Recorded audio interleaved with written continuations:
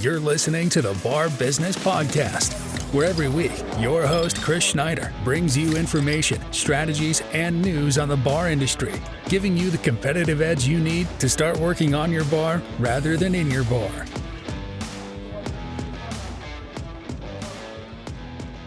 Welcome to this week's edition of the Bar Business Podcast. This week we'll be diving into the second part of our three-part series, Menus That Sell.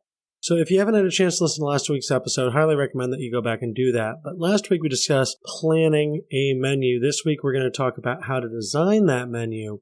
And then next week we're going to spend some time talking about how to execute and optimize your menu. Between the three parts that we're covering, this really should give you a detailed overview of everything you need to do to create a menu that's going to sell, whether that's a food menu or a cocktail menu.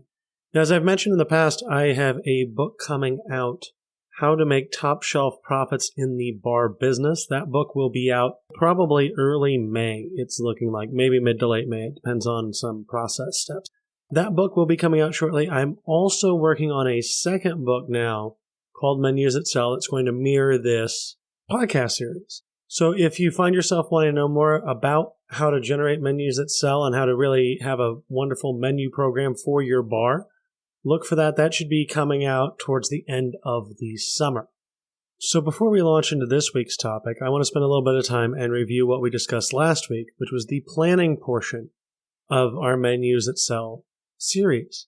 And what we talked about last week is you need first to decide which menus you need, cocktail menus, lunch menus, dinner menus. What menus do you actually need for your bar? Then you have to decide what you intend to offer.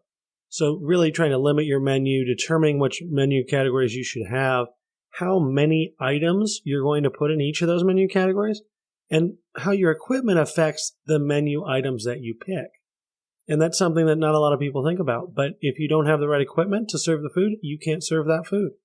Then we talked about how to build from there into really researching the proper menu items, the specific things you want to have on your menu, how to go about brainstorming those with your crew, and then how to narrow down and test those items so that you can decide on a perfect set of menu items that will work for you and your guests. And finally, we discussed how can you take that information and use costing and properly price your food items. How do you know what to charge for each item on your menu? So this week, we're going to build off of those points. We're going to talk about actually designing the menu itself. So last week, we were mostly focused on deciding what goes on it. This week, we're going to talk about what is that menu, what does it look like. So one of the first things we have to consider when we're thinking about menus and designing the menu itself is what menu format are you going to use? When we talk about menu formats, there are essentially three different things that pop into my head. And there are more than options than this. There are other ways that a menu could be presented. But these are the three things that we're really going to see the most. And so the first thing is, of course, a traditional printed menu. It's what you think about when you hear the word menu. You go sit down at a restaurant, a bar, someone hands you a sheet of paper, a book, a leather-bound cover with sheets of paper inside, whatever that may be. It's a traditional printed menu that you hold in your hand.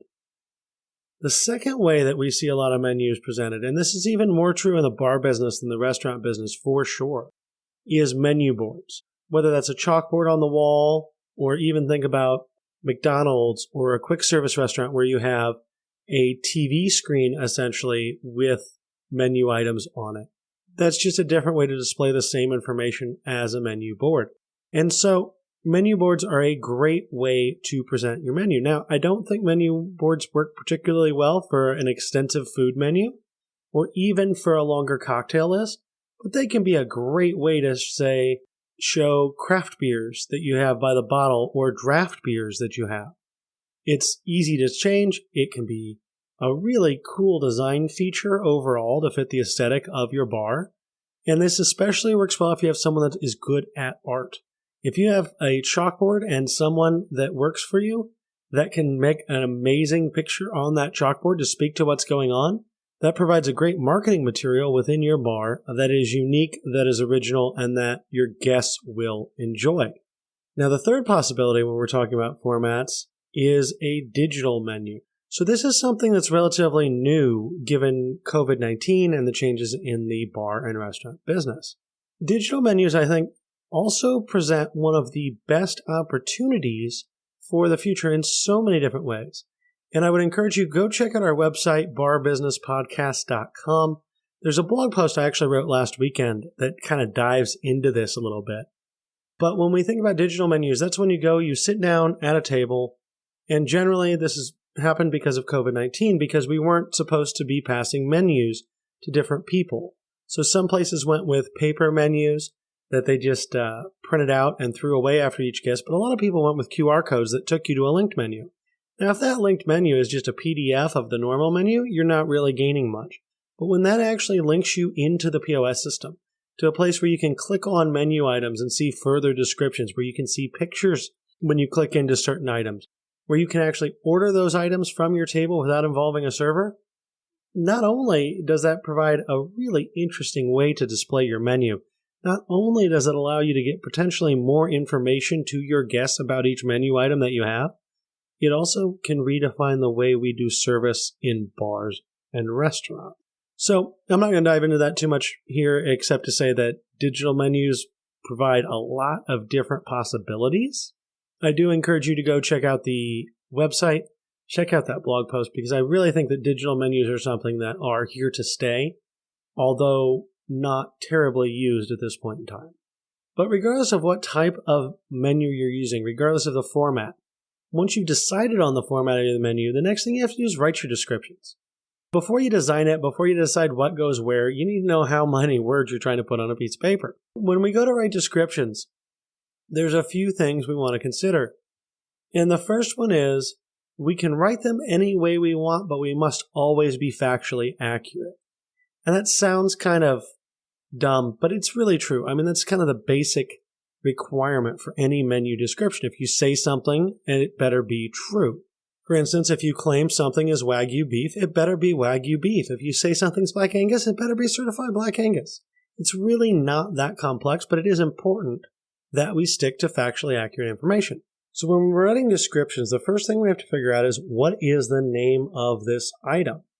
And in my mind, when it comes to both descriptions and names, the easiest thing to do is to go as simple as possible, but you don't always have to. We need to make sure the name is descriptive, we need to make sure it's accurate, and we need to make sure that the name conveys something to our guests. So if you were making lasagna, you could just call it lasagna.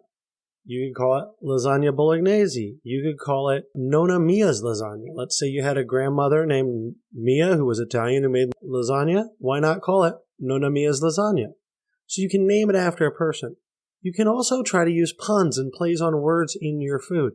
But something I would highly recommend steering away from is names that don't convey the item to the guest. So for instance, one of the bars I had when I first bought it, they had a bunch of chicken sandwiches and burgers named after racing flags. For those of you who don't know, I'm located in Indianapolis. Obviously, we have the Indianapolis Motor Speedway, Indy 500, Brickyard 400, had an F1 race for a while, have motorcycle races. Like, racing is a huge part of the city. So a lot of times you'll come into contact with things that are related to racing. The problem on the menu wasn't that it had a weird name, and it wasn't that it necessarily connected with racing. Those were great for the market. The problem was, what is a white flag? What is a black flag? What is a checkered flag? They were just called checkered flag, blue flag, white flag. And that doesn't mean anything to the guests.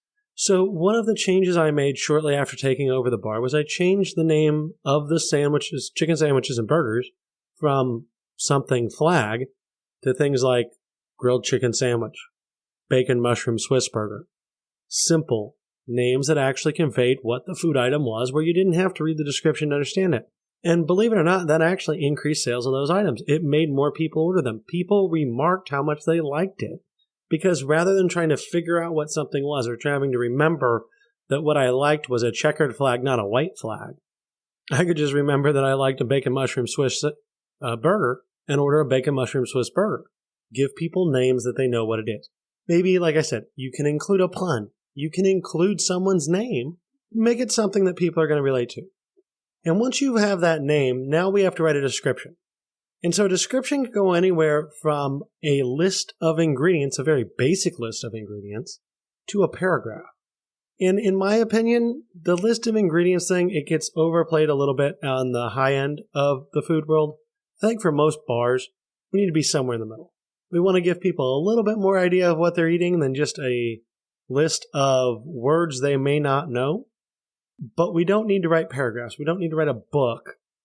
And one thing to always keep in mind when you're writing descriptions, the words you use are important. We want to use as few words as possible, but still give us people as much understanding and definition as possible. And the reason we want to use the fewest words possible is because menu space is at a premium. You never have the opportunity to write 500 words on each food item about every little aspect of it.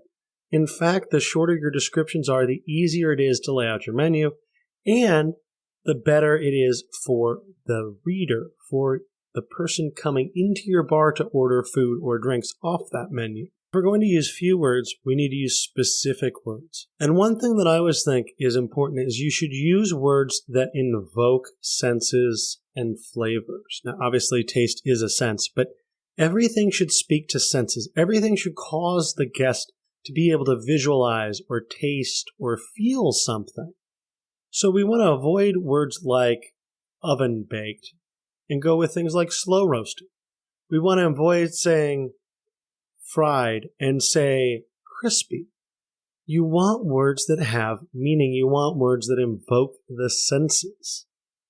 And then you need to be aware of putting quantities and sizes on your menu. The most compelling reason not to put sizes and quantities on our menu is inflation. So as I'm sure everyone in the bar business right now is well aware of, hell, everyone that goes and buys eggs at the grocery store is aware of this. Food prices are through the roof, and they're constantly changing. And so if you put a quantity on your menu, now you're stuck. If you serve 10 chicken wings in an order, you always must serve 10 chicken wings in an order. If the price goes up, if your cost goes up, you still serve 10 chicken wings in order. And if you can't change the price of the item without reprinting the menu, and you can't change the quantity of the item without reprinting the menu, guess what you're going to do? You're going to have to reprint that menu if chicken wings go up a bunch. Otherwise, I guess you could take a Sharpie and cross it off your menu, but that just looks real bad. So you're going to have to reprint your menu. Now, if instead you had had chicken wings on as an item with a price and no quantity listed, so it didn't say 10 chicken wings, it just said chicken wings. Well, if chicken wings go up a little bit, you can change from 10 wings to 9. If they go up a lot, you can go to 8 or 7. You do not have to reprint your menu. You do not have to change what is on there to be able to change the quantity that you're serving. I always try to avoid specific quantities and sizes. Sizes, it depends on what you're serving. If you have a 14-ounce steak, you probably want to say it's a 14-ounce steak. But at the same time, if you have a, quote, thick-cut ribeye, well, now you can go from 16 ounces to 14 ounces when prices go up, and no one will know the difference. You don't have to reprint menus. Put thought into what you want to quantify on your menu and what you don't. I think quantifying ounces in steaks makes a lot of sense. I don't think quantifying the number of items in an appetizer ever does. But obviously that's going to be up to you and your concept and what makes sense for you. So I know when it comes to descriptions, we've actually talked through quite a bit here very quickly.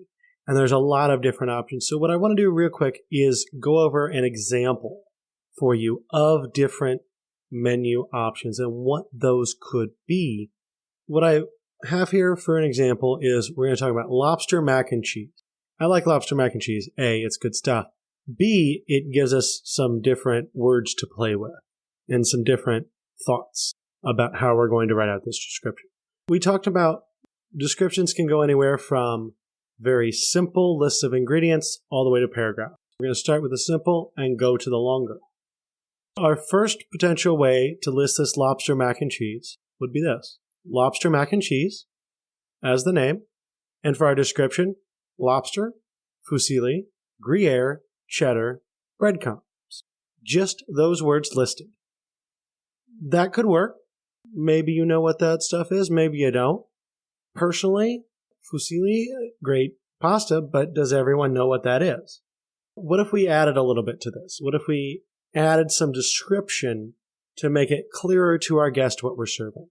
Let's say this time, rather than call it lobster mac and cheese, we called it Maine lobster mac and cheese and gave it this description. Maine lobster, spiral fusilli pasta, Gruyere and cheddar cheese sauce, toasted breadcrumbs. I'll be real honest, that's about how I would write this. I tend not to like to use too many words. I like to be clear, concise. I do like listing ingredients, but I like enough listed. So like the difference between fusilli and then saying spiral fusilli pasta. One way I'm just naming a word that's Italian that a bunch of people don't know. The other way, you know what I'm talking about. Even you know what spiral pasta is. That's what matters. You get enough that you understand what's going on, but not too much that we're getting into just words that have no reason to be there.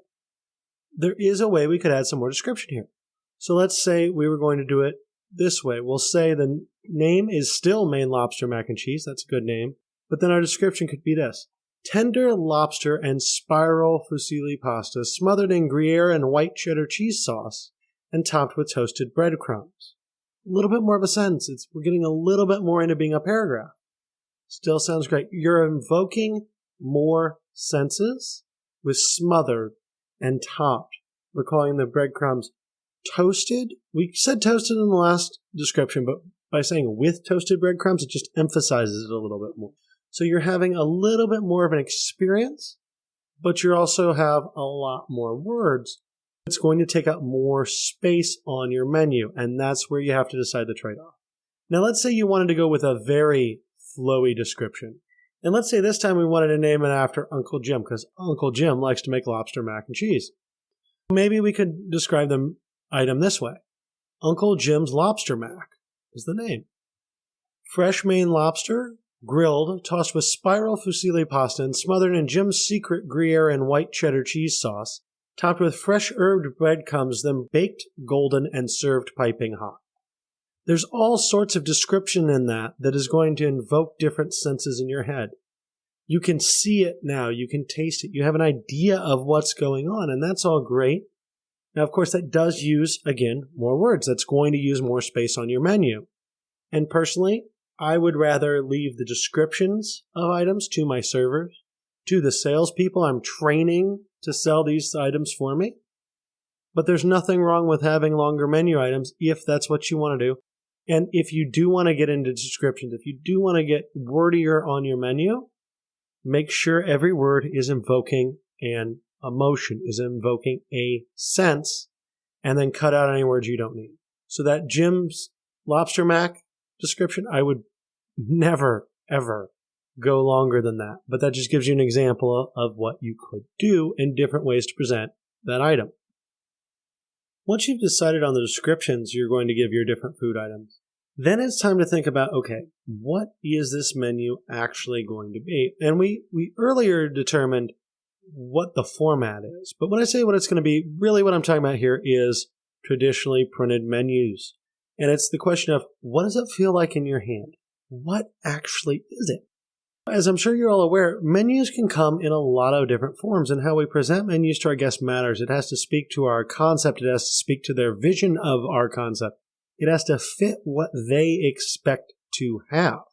When we think about different printed menu formats, there are probably three that I consider to be the most common. The first one would be the menu board. So that's usually going to be a piece of wood with some bands on it, and the menu just is hanging out on that piece of wood. Generally, you're only going to see one side of the menu because wood is solid. Now, you can usually put a piece of paper on both sides of that board. So it just kind of gives your paper a nice stiff middle to it that can be used to promote your atmosphere and to give people a little bit of a different feel in there. Conversely, you could use a menu cover, and this is what we see the most. And cover is a very broad term when it comes to menu. So menu covers can go anywhere from, if you think about that kind of, I'll call it the old school diner menu. I think everyone knows what I'm talking about. The 3 pages in the vinyl cover with a leatherette border to it that kind of folds out. There are the trifold versions. There are the 4-page bifold versions. There are single-page sleeves that do the same thing. But I think most of us are familiar with that on kind of the low end of menu cover. And then You see the very high end of menu cover if you go to fine dining restaurants, fancy bars, places like that, where you're going to have the fully leather covered board with the nice menu inserts on the inside that when closed probably has the logo of that restaurant or bar on the front. So menu cover can go anywhere from hugely expensive and customized leather covers to those vinyl diner-style trifold menu covers. The other option you have, and one that I particularly like, to be real honest, is just to laminate a piece of paper. Not a cover, not a board, just a laminated piece of paper. And if you go laminate a piece of paper, though, you must go with thick laminate. You cannot go thin. Thin lamination feels cheap. Thick lamination makes the whole thing very stiff to the point that the paper there's no give to your menu. You can flap it around and it stays like a board. So if you're not going to use something with a board, you need to make your menu into a board. You have to decide which of these ways you're going to go. And the easiest way to start that decision process is to have a little bit of a brainstorming session. Because we're going to need a cover, a board, laminate, something here that's going to have volume, that's going to have color, the first thing we need to do is brainstorm. And it's brainstorming about your concept. You guys have heard me talk about this a few times, but everything you do must relate to your concept. It must relate to your vision. Everything you do must be aimed towards giving your guests a cohesive experience. And one of the integral parts of that cohesive experience is your menu. So your menu has to feel like your concept. So brainstorming is how we're going to get there. And we're going to get there by essentially brainstorming three separate things: colors, materials, and feelings. So those are the colors, materials, and feelings that your bar makes you feel. So for example, I ran a neighborhood bar that was a neighborhood pub. It was a gathering place. It was a little old school. The colors that worked for me were yellow and green. The materials that I worked with were leather and wood. And the feelings that I always tried to invoke were a sense of hominess or coziness with a little bit of excitement. So that home cozy feeling, but just a little bit exciting at the same time. Kind of like having your friends over to watch a football game. But for you, obviously, you'll probably have different colors, different materials, different feelings that you want to invoke. The wonderful thing about going through this exercise is that, colors, that's easy. Once you know your colors, you can actually build those into your menu very easily. Once you know your materials, you can look at those materials as part of your menu cover. That brainstorming will be the key of everything for deciding your physical menu and how you're going to lay that out, what you're going to use to present that menu, and B, when we get in the next part, talking about the overall layout of your menu. Another thing we need to keep in mind when we're looking at how we're going to print a menu, what that menu should be, is you don't want to do what so many restaurants do, which is go too big or too small. And when I say too big, I mean too big in two separate ways. The first thing you have to avoid when you're designing a menu is having a single sheet menu that is just huge. People want to talk at the table. People want to look at a menu and then set it down. If you hand someone a menu that is 2 feet wide by 3 feet tall, they just get confused and they can't even look at the whole thing at once. So you don't want to go with menus that are too big. Generally, I would say don't go above a tabloid-sized piece of paper. Tabloid-sized paper is double the size of an 8.5 by 11 letter sheet of paper that we're all used to. So those are going to be 11 by 17. You don't want to go bigger than that. Also, you don't want to go too small. A, some people have issues reading. B, you just don't want to clutter a small piece of paper or have a piece of paper that's hard to hold in the hand. So you don't want to go smaller than half the size of a letter sheet of paper, 4.5 by 11. So those nice, tall, thin ones. Or you can do the 5.5 by 8.5. Those work well too. But you really don't want to go bigger than double letter size or smaller than half of a letter size piece of paper. The other thing you want to avoid when it comes to the size of your menu is you want to avoid books. You don't want too many pages. Frankly, anything past a trifold, I think, is getting a little bit difficult to hold in your hand and to read and to understand. If you think about some restaurants out there, they will hand you a menu that is a book. And there are so many pages to it, you end up flipping back and forth trying to decide what you want. And then the server comes over and they ask you what you want, and you just pull up a page and pick something. because you've done so much flipping back and forth trying to figure out what you want to eat while you're having a conversation that you're lost as it is, and you're just going to pick the first thing that comes to mind on a page that looks decent while the waiter's asking you. That's not a great experience. Avoid having menus that contain too many pages. Now, once you have an idea of the physical size of your menu and you have an idea of the colors and materials that you're looking for, it's just a matter of choosing how you want to display your menu.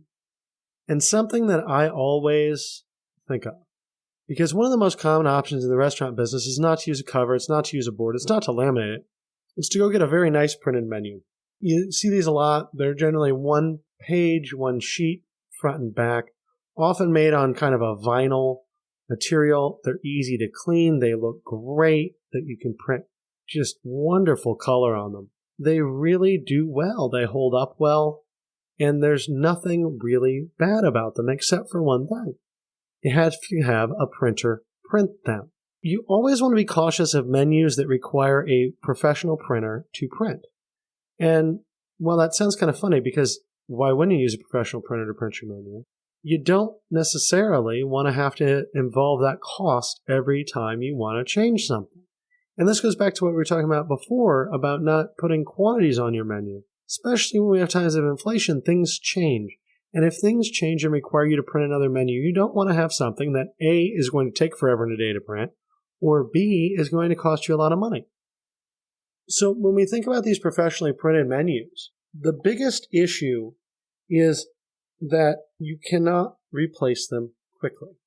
They cost a lot of money to print, but we won't even worry about the money.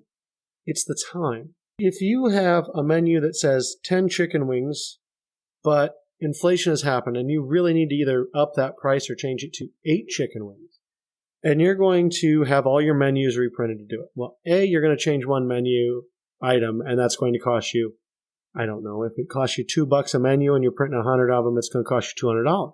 That's probably on the cheap end. But the bigger problem is not the cost. The bigger problem is the time you're going to spend waiting for those menus to be printed.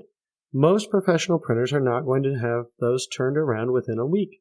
And if you hired a graphic designer to make the design to give to the printer, now you're at the whim of the designer to go and make those changes to the menu file, to turn it over to the printer, for the printer then to print those, package them, and turn them around to you. So you might be waiting a week, 2 weeks, 3 weeks, a month, 6 weeks to get those menus turned around. And by the time they get back to you, is it even valid? Does it even matter? Or do you just have another change you need to make to that menu? So something I always like to do is print my menus in-house when I can. And the wonderful thing is, with today's laser printers, you pretty much can print whatever you want in-house. If you're using a menu cover, whether it's a tri-fold vinyl style menu cover, whether it's a leatherette menu cover, if it's a menu board, all these just take pieces of paper and you can get a darn good print off most office laser printers. So there's no reason not to have a menu that you cannot print yourself in your own office and then use. And that brings me back to the conversation we almost got into earlier about lamination. Lamination is your friend, especially in the bar business. People will drop drinks on your menus. People will drop food on your menus. People will probably puke on your menus. You're going to throw some of them out for things like that. But the ones that you can salvage, you want to salvage. And the only way to have menus that you can salvage is to have menus that are laminated, menus that the paper cannot get hurt. And what I really like about lamination compared to, say, the actual vinyl menu covers, things like that, is that lamination I can use in multiple places. I can use a menu board and then laminate the menu I put on that board. In fact, I did that for an establishment that I did menus for, and it turned out really, really nice. It gave us this wonderful, elegant menu board that was wood, that had the logo on it, this really high-end look. And with a laminated menu on there, it did not really even register that it was laminated, but it did prevent that paper from getting wrinkled, from getting soiled, from having things dropped on it where we would have had to replace the paper on the menu boards at least once a week, probably almost every day, had we not laminated them. So lamination is a great way to protect your menus. And as I mentioned before too, lamination can be the entirety of a menu cover. I always did seasonal menus. I always did them on 8.5 by 11 paper. I'd pick a nice paper, something with some color, maybe linen where you have a little bit of design to the paper itself, and I would laminate them. And it allowed me to change my menu whenever I want, print more menus whenever I wanted. And by using the thickest lamination you can get and run through a normal machine, which I believe is 10 millimeter, those things were like boards. The menus didn't bend, they didn't droop. You could hold a stack of them and they would stay straight flat all the way out. And that is how you can create menus with a laminator and an office printer, never pay anyone, and still have a great quality product. Easy to change. And again, you can laminate a menu, stick it on a board. You can use menu covers that essentially provide you lamination. But definitely think about the different options when it comes to your menu covers and look at ways to have something that both is wonderful, that presents those colors and feelings and presents the concept that you have in your bar through your menu, but also a menu that you can change, that you can adapt as you need to. And once you've done this, I don't care what kind of menu you end up with, but you need to try to ruin it. The problem is, like anything else in a bar, people will come up with the craziest ways to ruin your menus. And as you pick a menu, as you determine what type of menu you want to use, you need to try to ruin it. Try to break it. Try to make it fail, whether that's through pouring drinks on it, throwing it in sinks, dumping in marinara on it, covering it in food grease. Try to break it. Try to anticipate the way your guests will abuse your menus and then see if there's ways to reduce them. Because if you're looking at two different menu presentation options and one of them is going to have a menu that holds up a lot better than another, go with the option that has the menu that holds up the best. You'll want that in your establishment. You'll want menus that look great day after day after day without needing to be reprinted or have anything done to them. We've picked the format of the menu. We've written the descriptions. We know what the menu is going to feel like in our hand. We have an idea of how this is all going to come together. Now we have to make it all come together. And to do that, we have to lay out the menu. So we know the descriptions we're using, and we know what the menu size is. We know how we're going to print it. We just have to now match these things together. And when we're laying out a menu, we have to return first to that brainstorm we did. What are the colors, materials, and feeling? Because we want those to come through in the menu layout itself. Now, the biggest thing with a menu is that we break it up into logical sections. Appetizers, entrees, sandwiches, soups, salads, whatever those may be. And with your sections, you can absolutely have fun with the names to fit your concept, or just use slightly non-traditional names. There's no reason why you have to call salads salads. You could call them greens. Entrees could be dinners or mains. Appetizers could be appetizers or starters or shareables or small plates. Lots of different options there that you have. But make sure whatever you're doing, you're consistent across your menu and that it fits your concept. That's the bottom line thing with everything when it comes to menu design. You have to relate it back to your concept. Come up with your sections. Once you have your sections, now you got to put your food items in each of those sections. And depending upon your menu, depending upon what you've decided to this point, you may or may not have to change your descriptions a little bit in order to fit it all on a page. You may or may not end up getting rid of a menu item or two, or even adding a menu item or two in order to use the space properly. But the idea is not to change what you've done to this point to fit the space. The idea is to change the space to fit what you've done to this point. And you always have to remember that when it comes to your menu, your main goal is readability. If people can't read your menu, it does nothing for you. So your main goal is always readability. And what does that mean? That means that you want fonts that match your theme, thoughts that match the vision and aesthetic of your bar, your concept, but that are easy to read. You don't want very elaborate, flowy calligraphy-like fonts. You don't want things that are comical, say Comic Sans font. Never use Comic Sans. A whole different conversation, but never use it. But you want fonts that are easy to read. And you have to remember that in a bar, it's not a backlit monitor.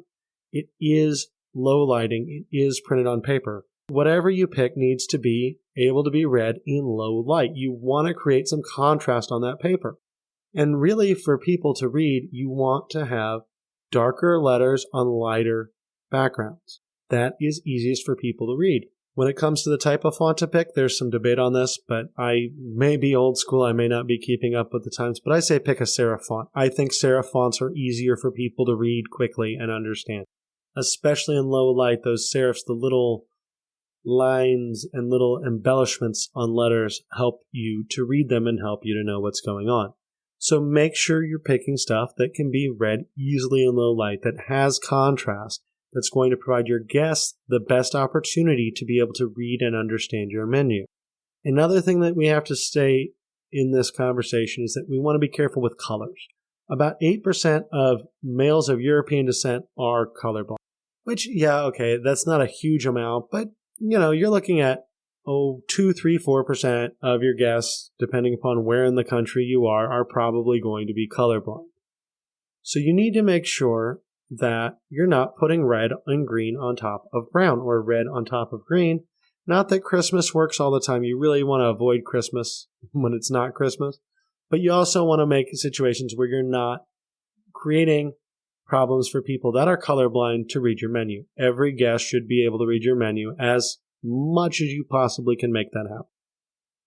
The other concern that you always have to think about when it comes to designing the physical layout of your menu is how you do the pricing.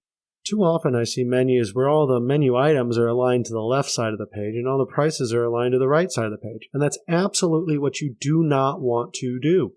You never want all your prices to stand out in a row, because then people won't look at the menu items first.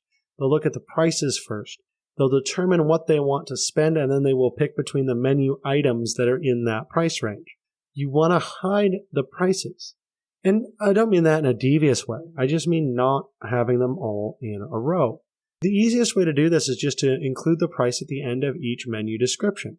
That way it just kind of flows in with the text. And for that matter, if you eliminate the $sign, it makes it even less visible.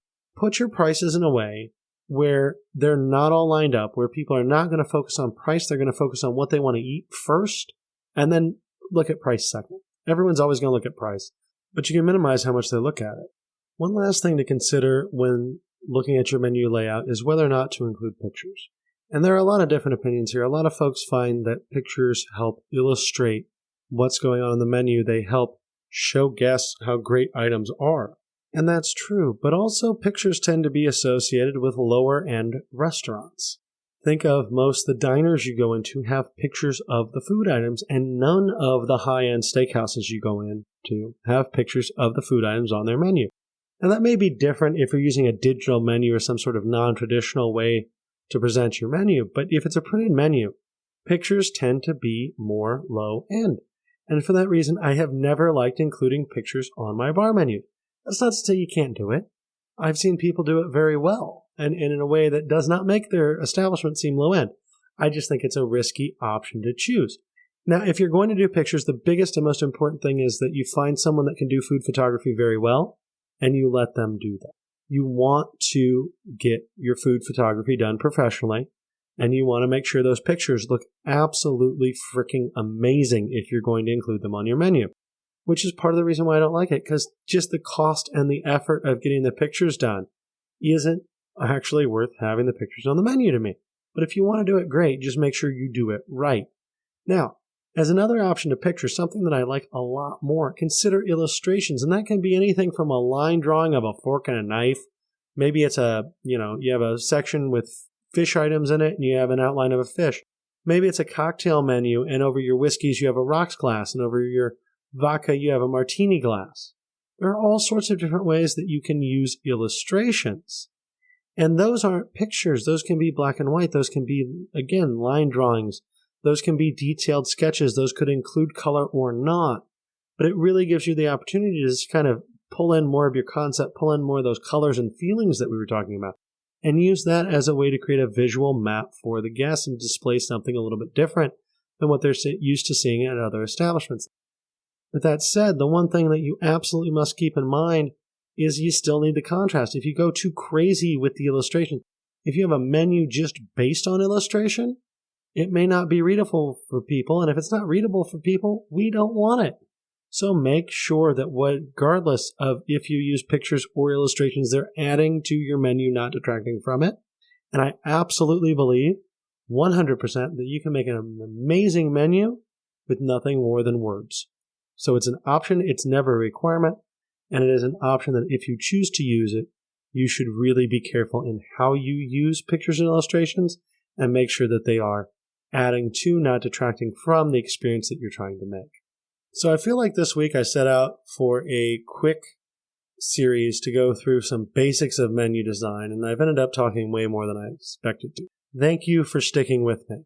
Next week, we're going to go through the final part of our Menus That Sell trilogy, how to execute and optimize your menu. We're going to be talking about employee training, menu engineering, all sorts of fun stuff like that. As I mentioned earlier, I am very excited. I will have my book, How to Make Top Shelf Profits in the Bar Business, coming out sometime in late May, maybe even early May if I get everything together. I, of course, will give you guys more information on that as we get closer. Also, as I mentioned earlier, if you are really enjoying this podcast series on Menus That Sell, there will be a book coming out about Menus That Sell that I'm currently working on sometime towards the end of the summer. Look forward to that. The plan is on the Menus That Sell book to give it away at first. So probably for the first, 30, 90 days, something like that. We'll be giving it away for free on the website so that you guys can get all these tips and tricks on menus and get that in writing. With that, hope you guys all have a great week, and we will talk again later. Thanks for listening to the Bar Business Podcast. Make sure to subscribe so you don't miss any future episodes. Check out our website at barbusinesspodcast.com and join our Bar Business Nation Facebook group for more strategies and tips.